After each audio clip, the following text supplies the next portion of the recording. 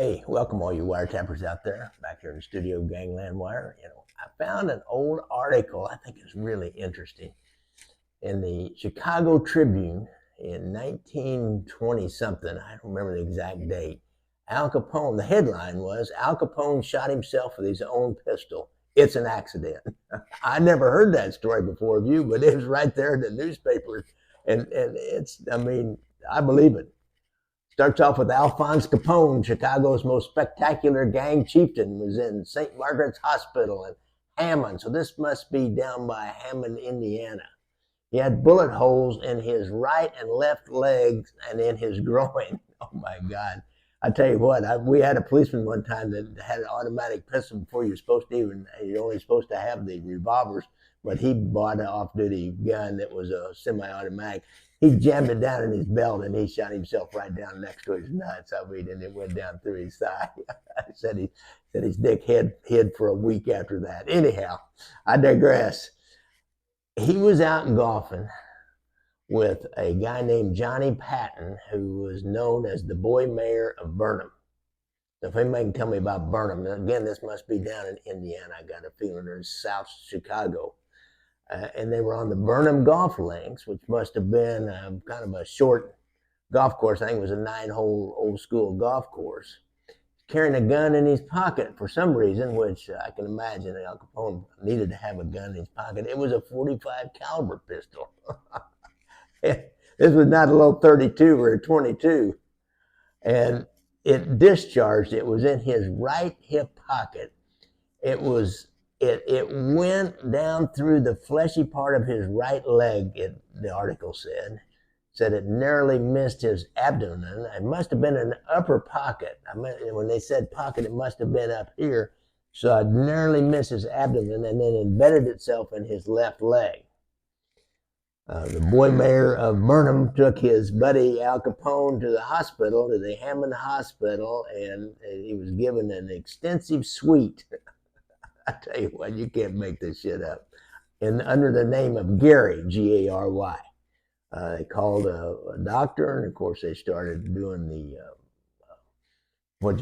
started, doing whatever you had to do to make Al feel a little better. In the end, he stayed there for a while until he had a complete recovery. He had 5 rooms altogether that were in his suite.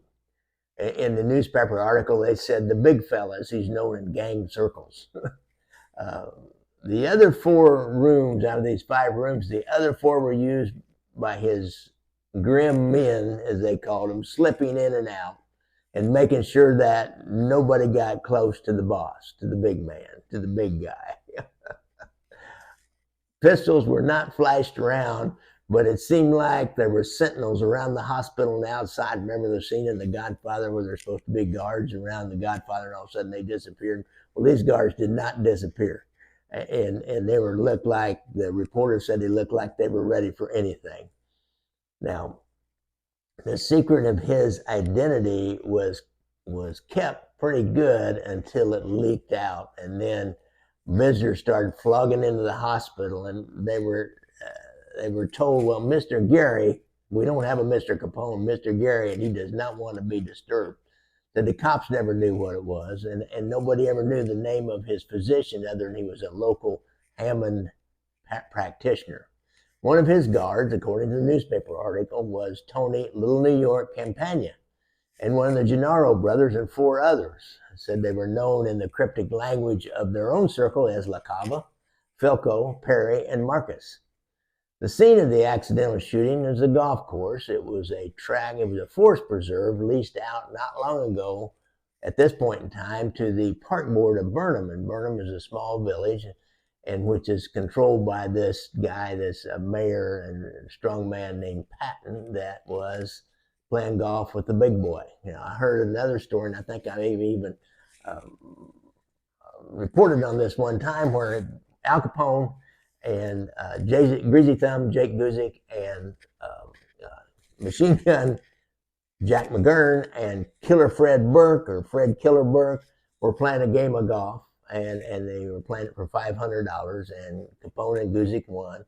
They were shooting like in the 60s for a 9-hole round. I mean, Jesus, I can play better than that.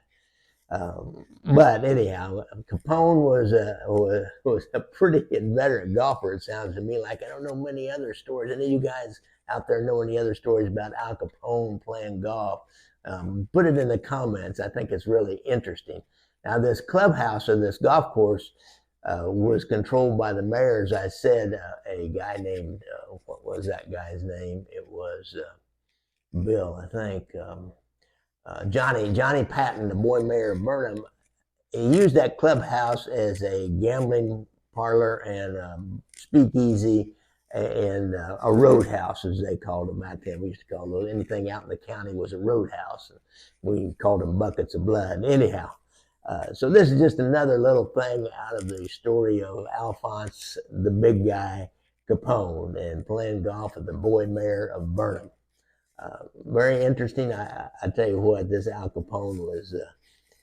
He is one of the most popular. Next to Gotti, he is the next most popular person on Facebook. If you can go by clicks, it's just crazy. And there's been so many books written by him. They've really gone into his life with a fine-tooth comb. And there's a new one, real academic, really thick book released just about the time I started this podcast. Because when I created my Kansas City Mob Tour app, I noticed that there was a Chicago app for a tour, and it was only of Capone sites. And so I got hold of that author, Jonathan Eig was his name, and he said he didn't know, he didn't do it. So I figured it out on my own. But, just one more of the many little gang stories that we'd like to put up here on Gangland Wire. So be sure and check out the Facebook group. There's over 50,000 people in it. We get a few arguments once in a while. We get no politics and nothing like that. No, if you start harassing or bullying anybody, you start calling them bad names, we just block you. I am the dictator. I am the boss on that Facebook group. So get on there and you have any problems, get a hold of me. And I'm on there a lot. I have two fellow administrators that help me out with it. If you want to learn more about Kansas City Mob stuff, on Amazon, I have my movies, Gangland Wire, which is about really how we got into the skim and the skim investigation, the skim from Las Vegas, from the Kansas City viewpoint. That movie, Casino, would never really, they might not have done that investigation, at least not the way they did it, had it not been for a little microphone hidden in Kansas City, not in a corner store, but in a pizza place, a lounge, Ross Strada's Lounge. And I had my other one about the mob war in Kansas City, which I was right in the middle of, Brothers Against Brothers, the Sabella Sparrow War, both on it for rent for $1.99. I got my book out there on as a Kindle's $4.99, and you can click on the links at the top of the transcripts I used, and it'll go to a YouTube or another Vimeo page, and you can hear the actual wiretaps, hear the actual guys talking. So I thought that was kind of cool when I figured out how to do that. I have the hard copy book too. And I don't know, got anything else to promote? I guess not. Anyhow, that's all I've got to promote. And I really appreciate y'all tuning in. And don't forget, if you have a problem with drugs or alcohol, go see Anthony Ruggiano down in Florida. He's a former Gambino soldier and a drug and alcohol counselor now. He's got a YouTube page. And I see I got a call coming in from another guy, from a mob guy, actually. And don't forget, if you have a problem with, God, I've lost it. I got this phone call coming in. This is a pretty spontaneous deal here that I'm working on, guys. I'm using I don't know if you notice the difference. I'm using my phone to do a longer piece to see how it works, and I'm not going to edit it. I'm just going to throw it right on up. That was South Policing that was trying to call. I'll get back to him as soon as I get done here. So don't forget to come back and listen to me every week. I think there was something else I need to promote. I like to ride motorcycles and all that. So thanks a lot, guys.